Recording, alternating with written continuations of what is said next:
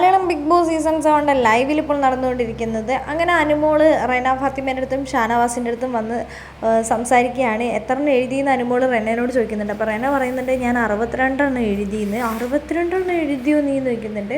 അപ്പോൾ റെന പറയുന്നുണ്ട്, നീ എന്തെങ്കിലും ഉണ്ടെങ്കിൽ പറഞ്ഞതാന്ന് പറയുന്നുണ്ട്. അപ്പോൾ പറയുന്നുണ്ട്, ഞാൻ എങ്ങനെ ഇപ്പം പറഞ്ഞു തരിക, പിന്നെ നിങ്ങൾ സ്വന്തമായിട്ട് എഴുതേണ്ടതല്ലേ, അപ്പോൾ നിങ്ങൾ സ്വന്തമായിട്ട് എഴുതിക്കോ.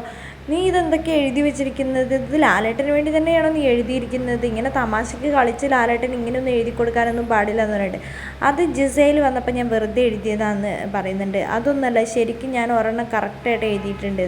ഇത് ചിലപ്പോൾ 100 ലാലേട്ടൻ വായിച്ചാൽ എന്താ നീ ചെയ്യുക എന്നൊക്കെ റെനയോട് അനുമോട് ചോദിക്കുന്നുണ്ട്. 100 ലാലേട്ടൻ വായിക്കില്ല. ചിലപ്പോൾ 100 വായിച്ചു കൊടുക്കാൻ ലാലേട്ടൻ്റെ അടുത്ത് ആൾക്കാരൊക്കെ ഉണ്ടാകും. ചിലപ്പോൾ 100 വായിച്ച് കേൾക്കും എന്നൊക്കെ പറയുന്നുണ്ട്. ഞാൻ ലാലേട്ടന് കൊടുക്കാൻ പറ്റുന്ന ഒരെണ്ണം ഞാൻ നന്നായിട്ട് എഴുതിയിട്ടുണ്ടെന്ന് റെന പറയുന്നുണ്ട്. അപ്പോഴാണ് ഷാനവാസ് ഖാനോട് അനുമോൾ ചോദിക്കുന്നുണ്ട്, ഇക്ക എത്ര എഴുതി? 1 എഴുതിയിട്ടുള്ളൂ എന്ന് ഷാനവാസ് പറയുന്നുണ്ട്. ഇക്കാൻ്റെ ഹാൻഡ് റൈറ്റിംഗ് കാണാൻ നല്ല രസമുണ്ടല്ലോ, ഒന്ന് കാണിച്ച് ഇക്ക, ഞാൻ നോക്കട്ടെ എന്ന് പറയുന്നുണ്ട്.